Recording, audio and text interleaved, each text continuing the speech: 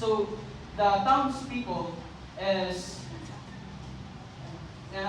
gibuli niya ang mga bata ni Atticus Finch. They call him or their father that the nigger lover.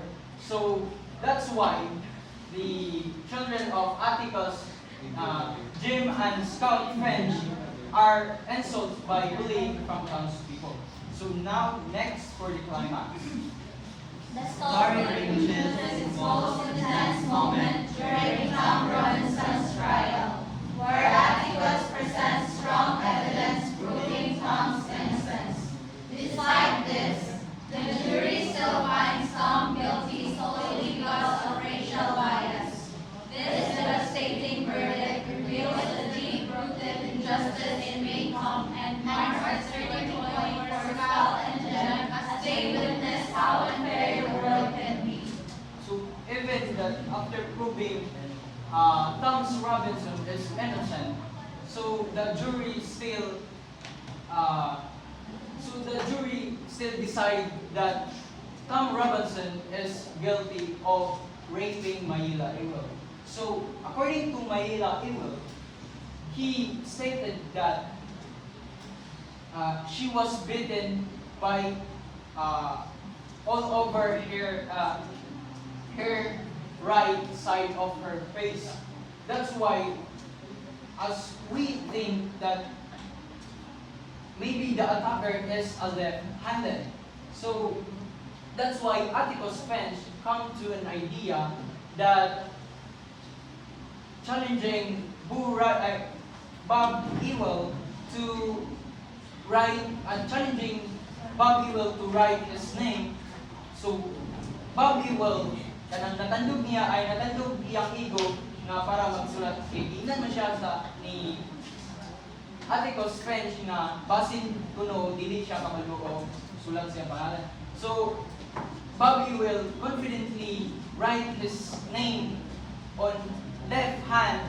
That's why Atticus Finch concluded that he is left-handed.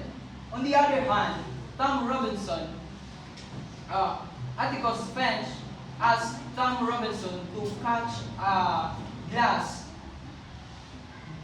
So when Atticus Finch throw a glass to Tom Robinson catches with his right hand.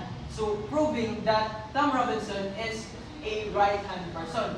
And also Atticus Finch asking why Tom Robinson catches with using his right hand. And Tom Robinson answers that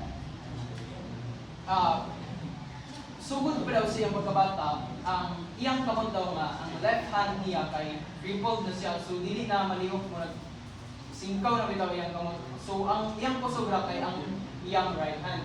So according sa ni Mayila Ewell nga gibit daw siya using sa left hand sa katong attacker. So mo na siya nga, after the proving that Tom is innocent, the jury still concludes or prove that Tom Robinson is guilty. So now, for the polling action, please read it one.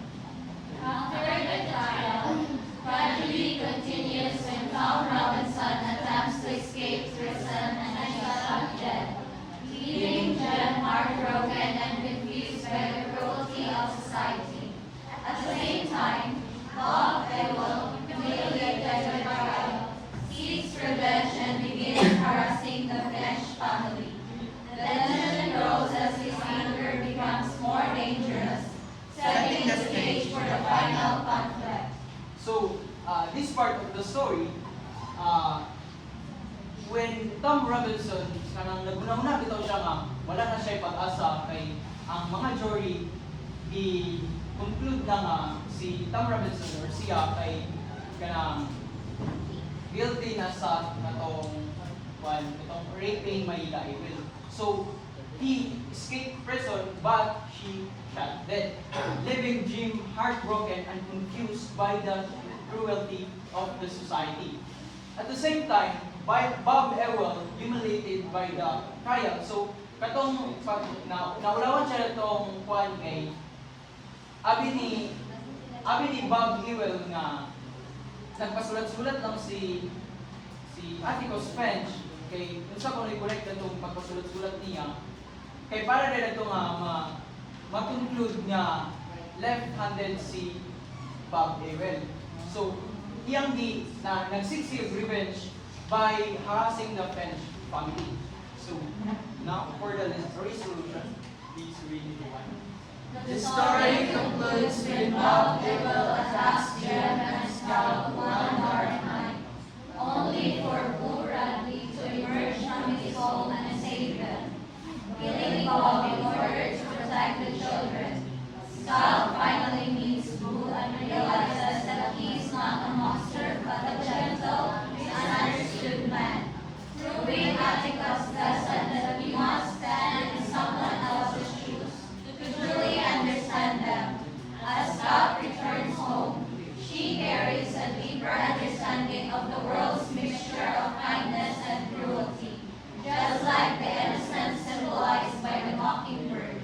So, by the last part of the story, so Bob Ewell attacks or harasses the French family by attacking Jem and Scout in the dark. So, only for Boo Radley to emerge. So, di ba anak sila sa pinakauna sa story na si Boo Radley, according to the humor, kay kanang monster siya or kanang he is tall, dark, and with tall, dark, and scar-faced man. So, anang agkaon siya mga ilaga or mga squirrel or mga kanang cat. So, dani na-prove na dili day siya monster kay gisig siya kanang i-attack man sila ni Bob Ewell kanang si Boo Radley ay kay nabantay siya sa natong mga bata. So Boo Radley and that as he is not a monster but a gentleman, misunderstood man, proving Atticus' lesson that you must stand in someone else's shoes to understand them. So, Scout thinks, or dani na nila na kuan na si Boo Radley ay kay dili siya kana monster o nahira day ang description sa mga townspeople according kang ay kuan kang Boo Radley. So, now, for the teams, let me call on again, Mr. Nico. Okay, thank you, Mr. Rainier, for the summary and the plan of the story. Now, let's move on. To things to kill Mockingbird. First, we have, and one major thing of the novel is the racism and injustice. This shown clearly through Thomas Robinson trial where he is judged unfairly because of his skin color, because he is black. It reveals that deep prejudice in society. And next is moral courage. Moral courage, which Atticus Finch shows this by defending Tom Robinson, even when he knows that he will criticize the community. Atticus Finch in the story teaches that doing what is right is more important than doing what is popular. Now next is empathy in understanding others. Scott and Jim learned that you must stand in someone else's shoes before judging them. You see, Scott and Jen learn to see the world through other people's perspective, showing that compassion can change how we view others. Now, lastly, the novel explores good and evil in human nature. Boo Radley represents quiet goodness, while Bob Ewell represents us cruelty, and hatred. This spin shows that people are a mixture of kindness and darkness. And that's a wrap of our teams. Now, let's move on to our activity, Mr. Dadang.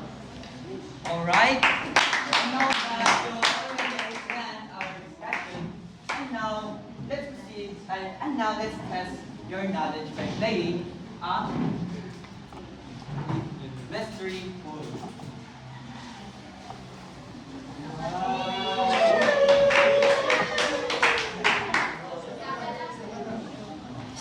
Everyone, please read the instructions first. Will be divided into 4 groups, and each group must have 1 representative. The representative will pull the color name in the box, and after pulling the box will drop and reveal the color. Based on the color shown, the representative will proceed to the corresponding mystery box. Inside the mystery box are random questions that match the revealed color. The representative will pick 1 question and answer it using their own understanding. Each group will take turns until all groups have participated. Okay, and I think that's very understandable, right, on our instructions. And now, as what we do, it will be group 1, group 2, group 3, and group 4. And now, can you please choose 1 representative for each group?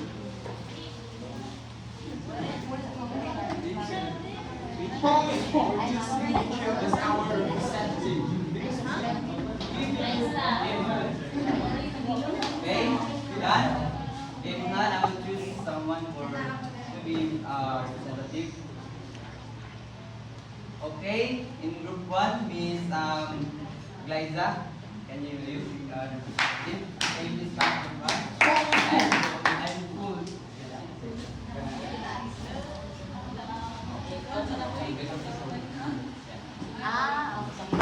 Tapos ako na. Okay. Okay, another. Sampo lang to. Kaling nato tayo. Kabaw. Okay. Ay, tara. Bye.